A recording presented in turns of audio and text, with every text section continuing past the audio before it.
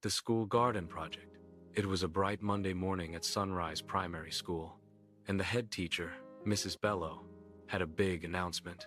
"Children," she said, smiling, "this term each class will grow their own garden. The class with the best garden will win a big party." All the pupils cheered.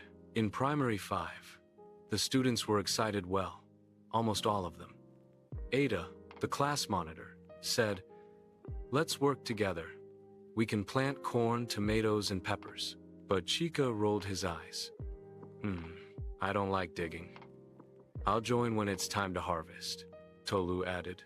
"Me too. I'll just water the plants sometimes." Only Ada, Ngozi, and Emeka started that first morning. They cleared the land, planted seeds, and watered the soil while others played football nearby. Weeks passed. Every morning, Ada's small team worked hard pulling weeds, adding manure, and watering the garden.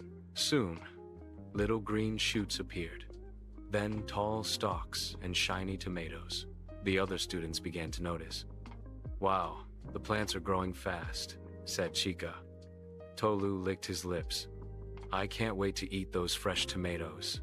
But when they tried to join in, Ada smiled and said, "Sure, there's still work to do.